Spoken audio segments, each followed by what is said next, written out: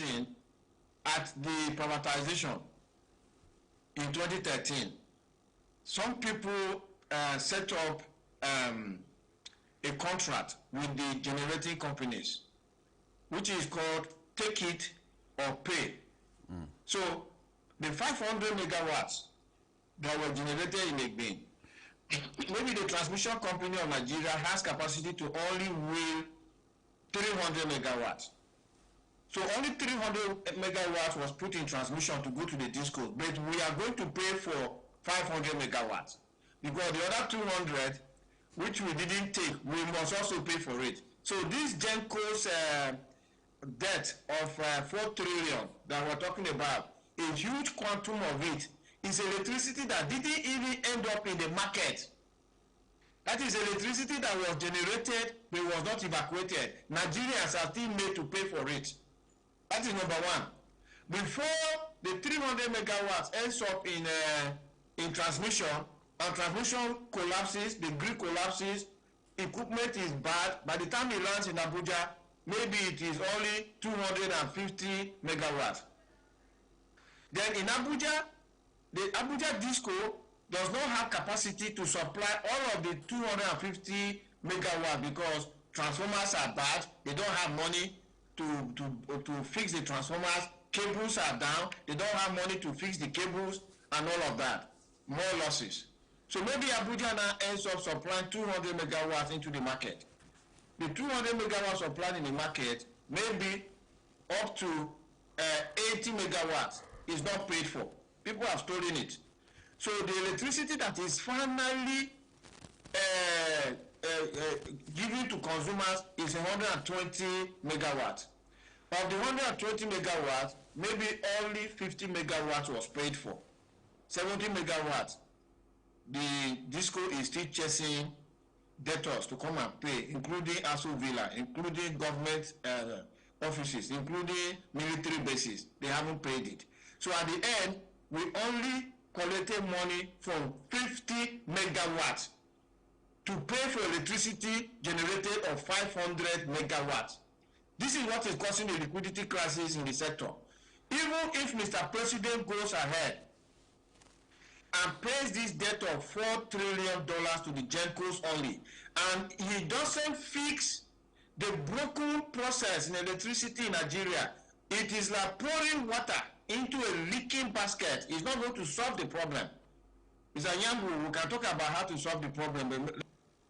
If you privatize generation and you expect private sector to bring in money and increase generation, but you did not privatize transmission, knowing that whatever the people generate, they cannot carry it to the market because transmission is still in government control, underfunded, then what do you expect the discos that you privatize to supply to the market? Can government put one reason up why they did not privatize transmission? And just for the purpose of making it easy for our viewers, let me put it in an analogy that a lot of people can connect with. Let's say we're talking about agriculture. Agriculture involves actually cropping, the farms. That is producing food in the farm, and then transportation of the food from the farm to the market, and then you have the market. Government now say, oh, we are not producing enough food. They now came and privatized the farm where you expected to produce a lot of food. They did not deal with carrying the food from the farm to the market. Then they went to the market, they privatized the market. Can this agriculture increase? This agriculture is not going anywhere because whatever you produce in the farm, you don't have the vehicles to carry it to the market. So there will not be food in the market. Can government, I know President Tinubu was not here when the decision was taken, but he's been 2 years in office. So we can ask him the question, Mr. President, can you tell us why in 2 years you believe that the privatization of the power sector will succeed, where it's only the generation that has been privatized and transmission that should carry that generation to the market is not prioritized, acting as a bottleneck, and distribution can only supply what transmission has given them. How do you expect power to succeed? That is number one. Number two, the generation were sold to the Tony Elumerus and the Otedolas, they probably have the money to invest. But transmission is a bottleneck, like we said. So they can't invest because some of the grid collapses you see is generation trying to push more power into transmission. Transmission can't carry it. It just shuts down. Then coming to the discos, Nyamgo. The discos are the ones that collect money. In all of the power sector operators, it's the discos that collect money. If the discos are unable to collect money, it will create liquidity problem for everybody. Who were the people that were giving these discos licenses? Which one among them of the 11 discos had the capacity, the financial capacity, the managerial, the technical capacity to develop the distribution network such that the issues that we are facing, which is a lack of supply of electricity theft, and debt owed by people who are consuming electricity and not paying, what capacity does the discos have to deal with that?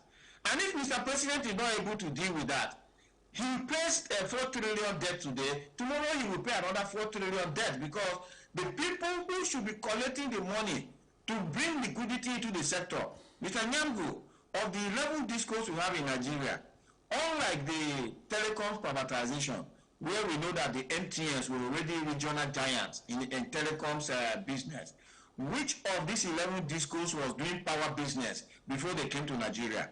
And let me shock our viewers. I will shock our viewers here. I, Nick Agule, as a Nigerian citizen, I paid my money to the Corporate Affairs Commission, and I did a search on the corporate filings of the 11 discos in Nigeria. I was interested in looking at their capital structure to see whether they have enough money to deal with distribution in Nigeria.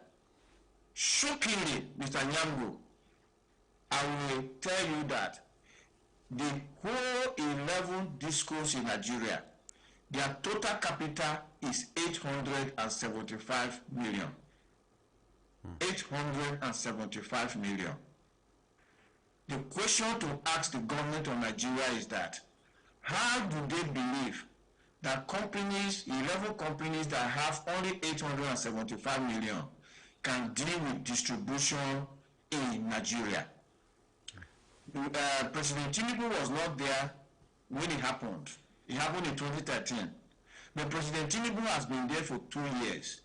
Has he bothered to look at the financial, technical, and managerial capacity of the 11 discos?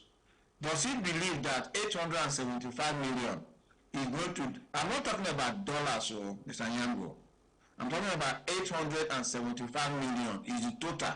If you want, I can read to you each and every one of the discos that share capital structure. I have it. I have the document.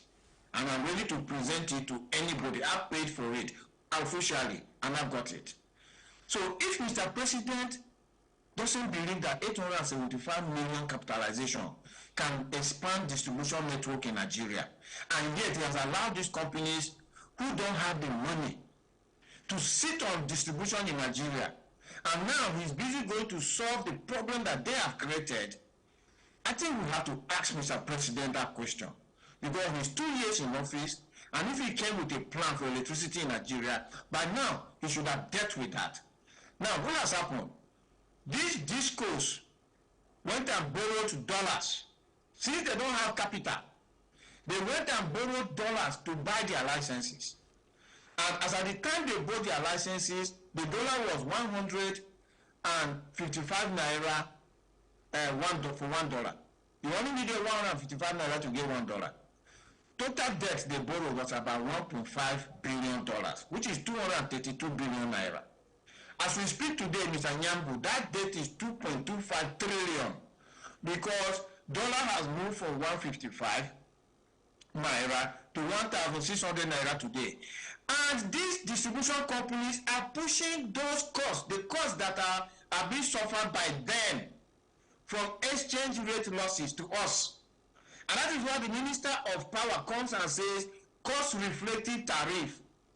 What is he talking about? He's telling Nigerians that The discos who didn't have money, yet we gave them licenses. And they went and borrowed dollars. Instead of paying 232 billion, they are now having to look for 2.25 trillion. And you Nigerians must bring that 2.25 trillion so that I will give to the discos to go and pay their debt. Is the minister working for us, or he's working for distribution companies or the electricity sector? So we don't know where we're going with power, and especially now after the debt has been paid, and then we'll cough out 10 billion to make sure that Aso Rock has solar power, and the rest of us Nigerians, we hear that importation of solar panels and all that has been banned or something close to that. We don't know the future of Nigeria power-wise, but we hope that we will get it right. This is a continuing story, and we'll be looking at that sector because a lot depends on power and energy in Nigeria for us to survive. But this is unfortunately where we have to draw the curtain. Mr. Agule, thank you so much for your time this morning. Thank you, Mr. Yango. All right, we were talking to Mr. Nick Agule, an energy expert himself, and we were dealing with what is happening now, the power sector. There's so much debt there, and the federal government has promised that in a space of 6 months, they are going to pay this 4 trillion naira, but they will borrow money, which means all of us Nigerians are going to pay for that. And we don't know whether electricity or power generally will improve. Let's hope that it will. Well, we'll take a short break.